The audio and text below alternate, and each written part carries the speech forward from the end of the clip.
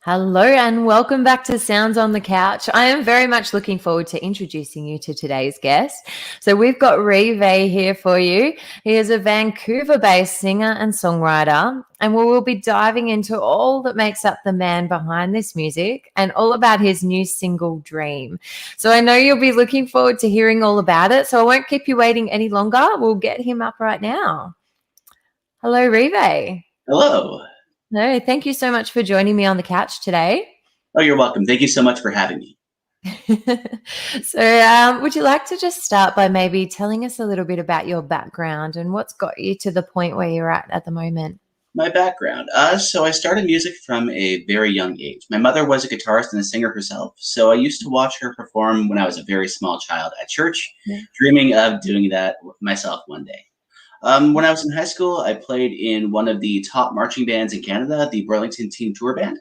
I played high-profile events, including the 2002 Orange Bowl in Miami, Florida, the 60th anniversary of D-Day in Normandy, France.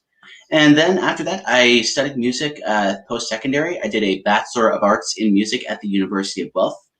Following that, I was a street musician for a few years. I played music in Calgary train stations. Then I decided to advance my training by going to the Jazz Studies program at Capilano University. I studied with many Juno-winning musicians here in Canada. And then following that, I've been continuing to build my career as a performer. Fantastic. It sounds like you've done a bit of everything. I have dedicated my life to the craft. Yeah. So what's been, I guess it's been quite a journey for you. So what's been sort of what have you learnt the most from out of that whole experience? The most. If you're not having fun doing it, what's the point? Very good. So what do you enjoy most about being a musician now? I guess you've got a well-rounded experience in the past, but as a performer now, what do you enjoy most? What do I enjoy most? I enjoy visualizing exactly how I want the songs to sound in my head, and then figuring out how to get the actual arrangement and performance of the song as close as possible to what's up here. Yeah. And so I guess from that, like, what's your process in terms of writing songs? I usually begin by reading a book. It is this book right here. It's called Songwriters on Songwriting by Paul Zollo. It's a collection of interviews with some of the top songwriters of the past 50 years. As you can see, it's enormous. But what they do in this book is they break down their own writing process. And I have learned so much just by studying this book. Every song I've written in the past year and a half has started by reading this.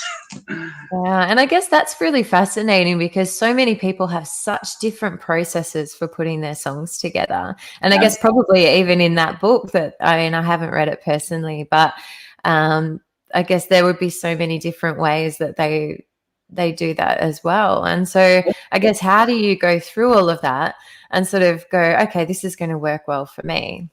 Well, as I'm reading the book, I usually have a pencil in my hands. Anytime anything resonates with me, I underline it, and then I use that as a starting point. For example, in an interview with Brian Wilson, he talks about using sleigh bells for texture in songs that are not Christmas songs. I wanted to try a similar experiment, so I asked myself a question. When do you hear sleigh bells outside of Christmas season? The answer I came up with was When You Fall in Love, and that turned into a song that I call Summer Sleigh Ride. Amazing. No, that's great. I guess it'll be very interesting to kind of really sort of dive into your songs in a lot more detail now, knowing that as well. It's really fascinating. So I guess who have been your biggest inspirations along your journey in regards to creating your own music? There have been so many. At the moment, it's a musician named Jacob Collier. He is a very niche artist. He is virtually unheard of outside of the jazz world. That being said, every release that he has made has gone on to win at least one Grammy. And just seeing the man make his music, it's so inspiring. He plays everything himself. He grew up in a room filled with instruments, and he played them all. So what he did for his first album is he would put all those instruments on stage with him, and then using various loop pedals and sequencers, he would create this huge, lush, orchestration all by himself. It's really, really inspiring to watch. That's amazing. Yeah. And so from that, what have you taken away to create in your own music? It's funny you mentioned that Yeah. because that is actually the concept behind the video for Dream, playing by myself as a band. Using the magic of digital technology, I was able to clone myself and perform as a quintet. That is, Great. And so where can people find this video? it is on my Facebook page, facebook.com/Reevay Music, as well as my Instagram handle is Reevay Music. It will be up on my website within the next couple days as well. Excellent. All right. Well, we'll have to all go and check that out. So you've recently released your single Dreams. Would you like to maybe tell us a little bit about what inspired you to create this track? Of course. So Dream had a few different inspirations. My starting point for the song was listening to a tune by an artist, Casey Musgraves, a song called Rainbow.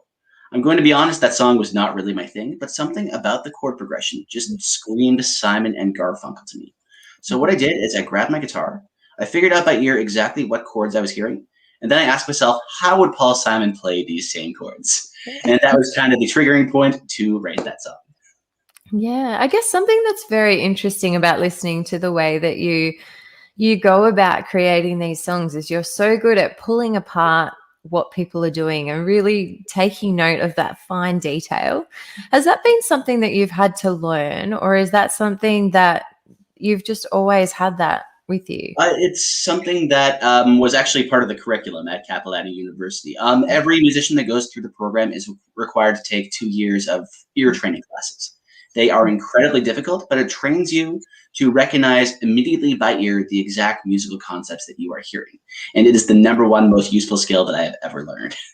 Yep. No, that's amazing. And I guess what does dream mean to you in terms of the song itself? What does it mean to you?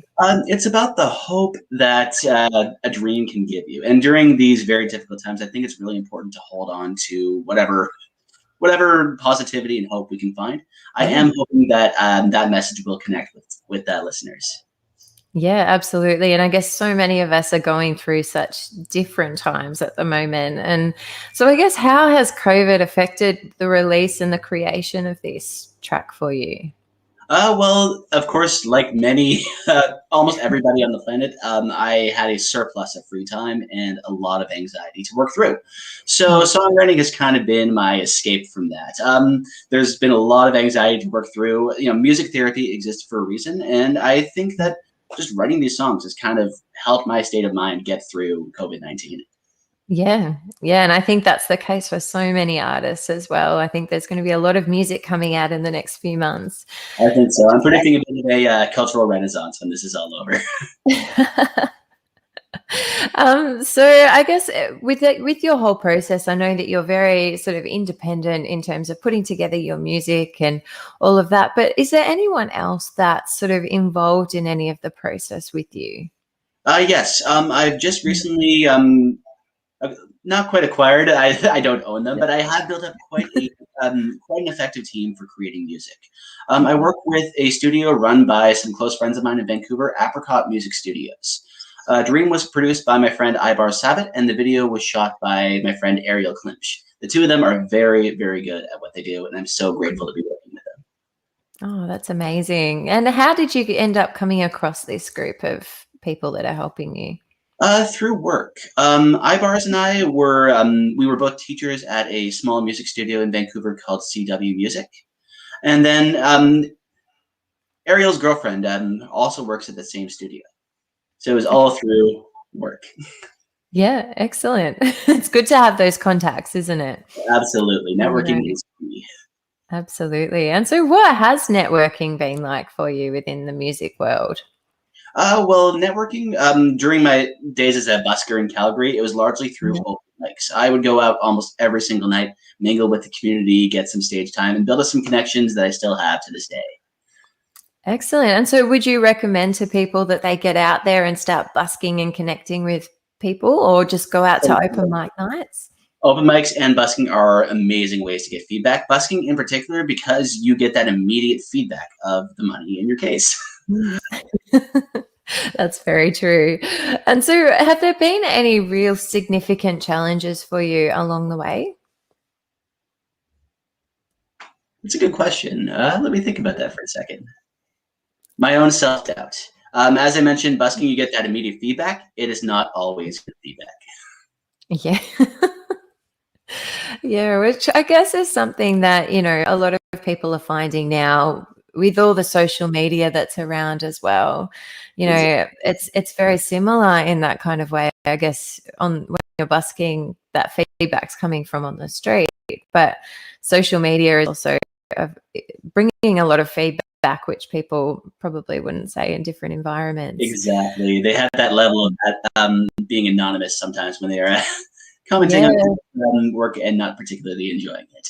Exactly. And so how have you found that you've developed the skill to deal with that or to process that? Well, music is, of course, an incredibly subjective art form. And usually for every one bit of negative feedback, there's at least 10 pieces of positive feedback. Yeah. Yeah, but I think they also say that it's very hard to take notice of the positive feedback the way our Exactly. brains are wired. Everybody just focuses so much on the negative that they ignore the positive, but it's Yeah. important to kind of have it in reverse. Kind of think of Mhm. the positive as outweigh the negative. Yeah, absolutely. I think that's brilliant. Well done. Yeah. So, I mean, you've released Stream, but do you have any more tracks or releases that you plan to release in the near future? I do. I am planning on releasing at least an EP later this year. I do have enough songs written for a full length. It's just a matter of the funding. I'm in the process of acquiring some grants to kind of make this project. Worst case scenario, I will be continuing to self fund it, releasing it one song at a time. Yeah, no, excellent. And I guess grant writing is a very interesting thing as well that a lot of people are learning a lot about at the moment. How Yeah. have you found the process of going through trying to acquire some of these grants? It's a whole separate skill set. I am planning once the deadlines are still a little bit ways off in the future. I am considering hiring a grant writer for the purpose of writing these grants because I don't particularly know what I'm doing. It would be great to Yeah. have somebody that does help me out. Yeah, it's a whole new world for so many people. It really is. So, from your experience, if somebody's watching this back and they're inspired by what you're doing at the moment, by your music or by some of your processes, even, what kind of advice would you give to any artists that might be looking to go a little bit further? Write as much as you possibly can. Songwriting is a muscle, and you've got to exercise it regularly. Yeah. No, excellent. That's great. Is there anything else that maybe you would like to share or impart with our audience? Well, I just performed at a festival here in Vancouver called Fallen Fest. It was all online, so I had the opportunity to do something that is not possible to do outside of the internet, which is play a full set as a full band. I am in the process of releasing the footage from that performance. It will be released one song at a time on my Facebook, Instagram, and website over the next few weeks. Excellent. And I guess something else just quickly as well, doing this whole process of being the full band, like if somebody's wanting to try something like that, how does one go about starting? I mean, it's a very challenging thing to do. Just think of how you would want that instrument to sound if you hired a session musician to play that instrument, and then Yeah. just vocalize the part that you would want it to sound like, and then play that vocalized part on the instrument. Excellent. Great advice. So where can people find you if they're looking to follow Uh, your music? they can find me on my website, reevaymusic.com, as well as my Facebook, facebook.com/reevaymusic, and my Instagram handle is reevaymusic. Reevay is spelled Reevay. Fantastic. Thank you so much for joining us on the couch today. This has been great. It's been my pleasure. Thank you